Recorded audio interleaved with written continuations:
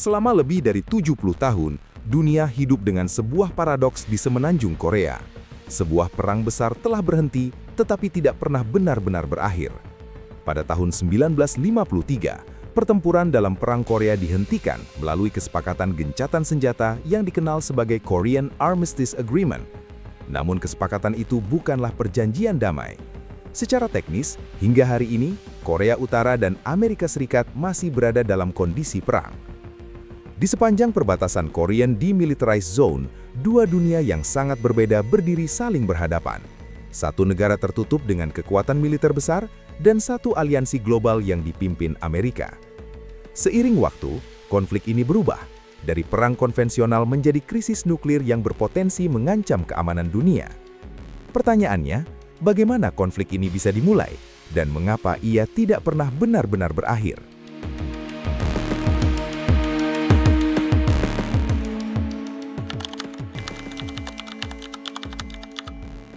Pada awal abad ke-20, semenanjung Korea bukanlah negara yang merdeka. Sejak tahun 1910, wilayah ini secara resmi dikuasai oleh Kekaisaran Jepang, menandai dimulainya 35 tahun pemerintahan kolonial yang keras. Di bawah kekuasaan Tokyo, Korea diperlakukan bukan sebagai mitra, tetapi sebagai sumber daya. Tanah-tanah pertanian diambil alih untuk memenuhi kebutuhan pangan Jepang. Industri dan infrastruktur dibangun, tetapi terutama untuk mendukung ekonomi dan kepentingan militer kekaisaran. Bahasa dan budaya Korea ditekan, bahkan banyak warga Korea dipaksa mengganti nama mereka dengan nama Jepang. Ketika dunia memasuki kekacauan di Perang Dunia II, Korea menjadi bagian penting dari mesin perang Jepang, sebagai basis industri, logistik, dan tenaga kerja. Namun segalanya berubah drastis pada tahun 1945. Kekalahan Jepang dalam perang itu memaksa mereka meninggalkan Korea secara tiba-tiba, menciptakan kekawasan kekuasaan yang berbahaya. Untuk mencegah kekacauan, dua kekuatan besar pemenang perang, Amerika Serikat dan Uni Soviet, sepakat membagi wilayah Korea di sepanjang garis lintang ke-38. Pasukan Soviet menguasai wilayah utara, sementara pasukan Amerika mengendalikan wilayah selatan. Awalnya, pembagian ini dimaksudkan hanya sebagai solusi sementara hingga Korea bisa membentuk pemerintahan nasionalnya sendiri. Namun sejarah seringkali tidak berjalan sesuai rencana. Keputusan darurat untuk membagi Korea justru menciptakan fondasi bagi dua sistem politik yang sangat berbeda, dan pada akhirnya lahir dua negara yang saling bermusuhan.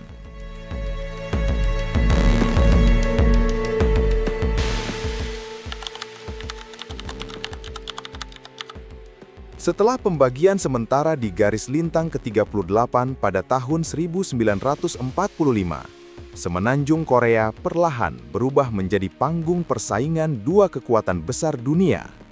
Di wilayah utara, pasukan Uni Soviet mulai membangun pemerintahan yang sejalan dengan ideologi komunis. Mereka mendukung seorang tokoh gerilya anti-Jepang bernama Kim Il-sung, yang kemudian naik sebagai pemimpin politik utama di wilayah tersebut. Dengan dukungan Soviet, struktur negara komunis mulai dibentuk, mulai dari partai tunggal hingga sistem ekonomi yang dikendalikan negara. Sementara itu di selatan, situasinya berkembang sangat berbeda. Amerika Serikat mendukung pembentukan pemerintahan yang berorientasi pada sistem politik barat. Pada tahun 1948, seorang pemimpin nasionalis yang lama hidup di pengasingan, Syngman Rhee, diangkat sebagai presiden negara baru di selatan. Pada tahun yang sama, dua negara resmi berdiri, Korea Utara dan Korea Selatan. Masalahnya, kedua pemerintahan ini tidak melihat diri mereka sebagai negara terpisah. Masing-masing mengklaim sebagai satu-satunya pemerintah sah bagi seluruh Korea. Dari satu bangsa yang sama, lahirlah dua negara dengan sistem politik, ideologi, dan sekutu internasional yang sepenuhnya berbeda. Dalam atmosfer perang dingin yang semakin memanas, benturan antara keduanya hampir tak terhindarkan. Dan hanya dalam waktu 2 tahun setelah kedua negara itu berdiri, ketegangan yang terus meningkat akhirnya meledak menjadi perang terbuka.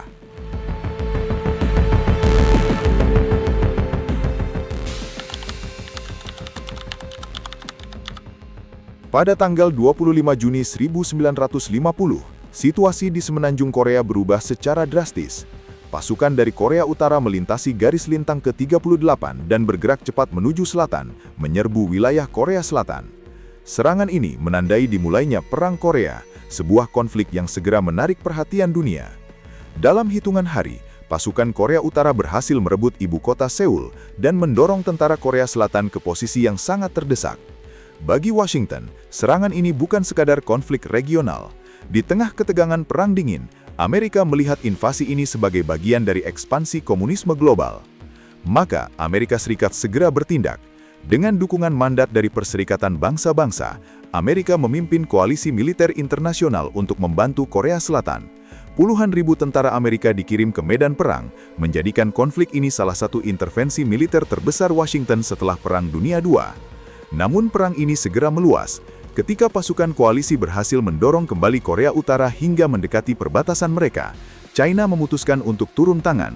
Ratusan ribu tentara China memasuki perang untuk mendukung Korea Utara, mengubah konflik ini menjadi perang besar antara blok-blok kekuatan dunia. Selama 3 tahun berikutnya, pertempuran berlangsung brutal. Kota-kota hancur, garis depan terus bergeser, dan jutaan tentara serta warga sipil kehilangan nyawa. Perang Korea menjadi salah satu konflik paling berdarah pada awal era Perang Dingin, sebuah perang yang secara langsung mempertemukan kekuatan besar dunia dalam satu medan tempur. Namun setelah 3 tahun pertempuran yang menghancurkan, perang ini berakhir tanpa kemenangan yang benar-benar jelas bagi pihak manapun.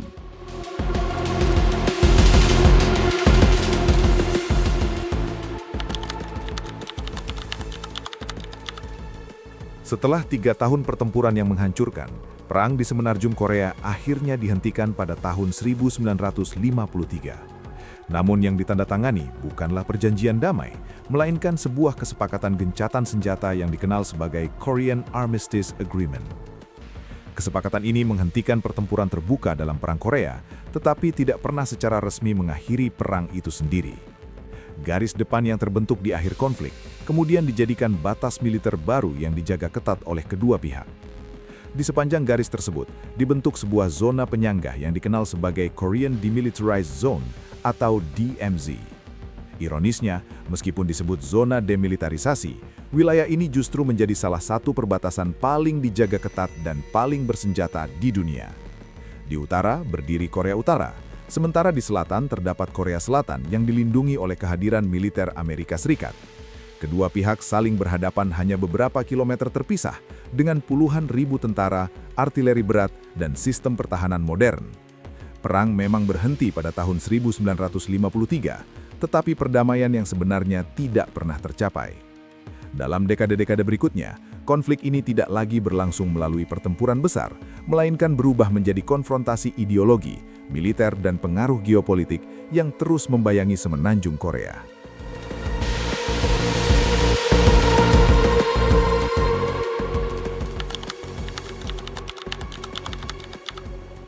Setelah perang berhenti pada tahun 1953, semenanjung Korea memasuki fase baru. Bukan lagi perang terbuka, tetapi konfrontasi yang berlangsung dalam bayang-bayang Perang Dingin. Di utara, pemimpin Kim Il-sung mulai membangun sebuah sistem politik yang semakin berbeda dari dunia luar. Ia memperkenalkan ideologi negara yang dikenal sebagai Juche, sebuah doktrin yang menekankan kemandirian total, baik dalam politik, ekonomi, maupun pertahanan. Dalam praktiknya, ideologi ini mendorong Korea Utara untuk semakin menutup diri dari dunia luar. Negara menjadi sangat terpusat dengan kontrol ketat terhadap informasi, ekonomi, dan kehidupan masyarakat. Militer ditempatkan sebagai pilar utama negara dengan anggaran pertahanan yang terus meningkat. Sementara itu, di selatan, Amerika Serikat memperkuat aliansinya dengan Korea Selatan. Puluhan ribu tentara Amerika ditempatkan di wilayah tersebut sebagai bagian dari strategi Washington untuk menahan pengaruh komunis di Asia Timur. Sepanjang dekade 1960-an hingga 1980-an, ketegangan antara kedua Korea tetap tinggi. Insiden perbatasan, infiltrasi militer, dan propaganda terus terjadi, meskipun tidak lagi meledak menjadi perang besar. Korea Utara berkembang menjadi negara yang sangat tertutup dan sangat militeristik, sementara Amerika mempertahankan pengaruh militernya di Korea Selatan sebagai bagian dari strategi globalnya.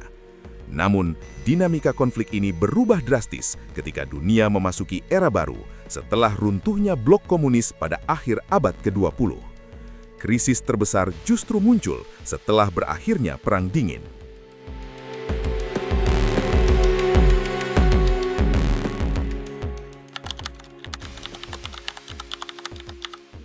Akhir abad ke-20 membawa perubahan besar bagi dunia dan juga bagi Korea Utara. Ketika Uni Soviet runtuh pada tahun 1991, Pyongyang tiba-tiba kehilangan salah satu sekutu dan sumber bantuan ekonomi terbesarnya.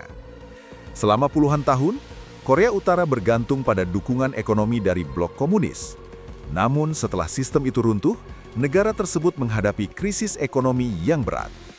Kelangkaan pangan meluas, ekonomi melemah, dan posisi internasional Korea Utara menjadi semakin terisolasi. Dalam situasi ini, kepemimpinan di Pyongyang mulai melihat satu hal sebagai jaminan utama kelangsungan rezim, yaitu kekuatan nuklir. Sepanjang dekade 1990-an, Korea Utara mulai mengembangkan program nuklir yang menimbulkan kekhawatiran besar di Washington. Amerika Serikat berusaha menghentikan program tersebut melalui kesepakatan diplomatik yang dikenal sebagai Agreed Framework pada tahun 1994. Dalam kesepakatan ini, Korea Utara setuju menghentikan sebagian program nuklirnya dengan imbalan bantuan energi dan normalisasi hubungan secara bertahap. Namun kesepakatan ini rapuh. Ketegangan, kecurigaan, dan perubahan politik di kedua pihak membuat perjanjian tersebut akhirnya runtuh. Puncaknya terjadi pada tahun 2006. Untuk pertama kalinya, Korea Utara melakukan uji coba senjata nuklir, sebuah langkah yang mengubah keseimbangan keamanan di Asia Timur. Pada akhirnya, konflik yang sebelumnya didominasi perang konvensional kini berubah menjadi krisis nuklir internasional yang jauh lebih berbahaya. Dan sejak saat itu, dunia mulai melihat Korea Utara bukan hanya sebagai negara tertutup, tetapi sebagai salah satu ancaman nuklir paling serius dalam politik global.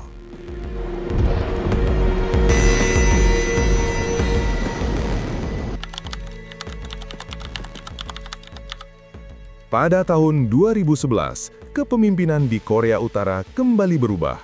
Setelah kematian pemimpin lama Kim Jong-il, kekuasaan diwariskan kepada putranya yang masih sangat muda, Kim Jong-un. Banyak pengamat internasional awalnya meragukan apakah pemimpin baru ini mampu mempertahankan kekuasaan. Namun justru di bawah kepemimpinannya, program militer Korea Utara berkembang dengan kecepatan yang belum pernah terjadi sebelumnya. Pyongyang mulai mempercepat pengembangan rudal balistik jarak jauh, termasuk ICBM, yang secara teoritis mampu menjangkau wilayah Amerika Serikat. Serangkaian uji coba rudal dan nuklir dilakukan, memicu kekhawatiran global. Ketegangan semakin meningkat ketika Amerika Serikat di bawah pemerintahan Donald Trump merespons dengan sanksi ekonomi yang lebih keras dan retorika yang sangat agresif. Pada tahun 2017, kedua pemimpin bahkan saling melontarkan ancaman terbuka di panggung internasional. Selama beberapa bulan, dunia menyaksikan situasi yang terasa sangat berbahaya, seolah konflik lama di semenanjung Korea bisa kembali meledak, namun kali ini dengan senjata nuklir. Akhirnya, pada tahun 2017, dunia kembali berada di ambang salah satu krisis nuklir paling serius sejak berakhirnya Perang Dingin. Namun secara mengejutkan, ketegangan yang tampak menuju konfrontasi itu justru berubah arah dalam waktu yang sangat singkat.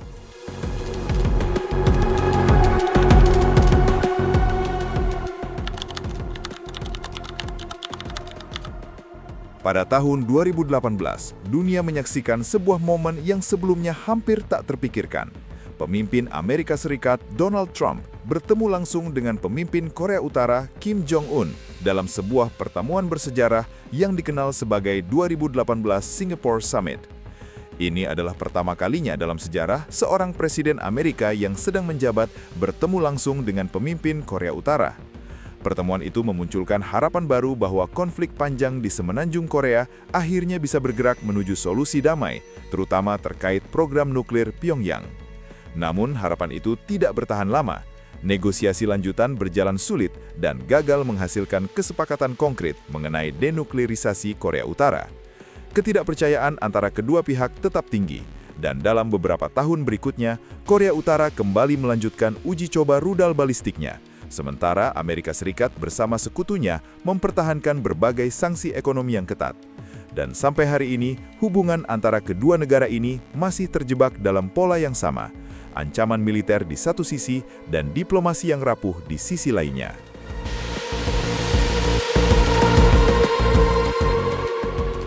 Konflik antara Korea Utara dan Amerika Serikat bukanlah konflik yang muncul tiba-tiba.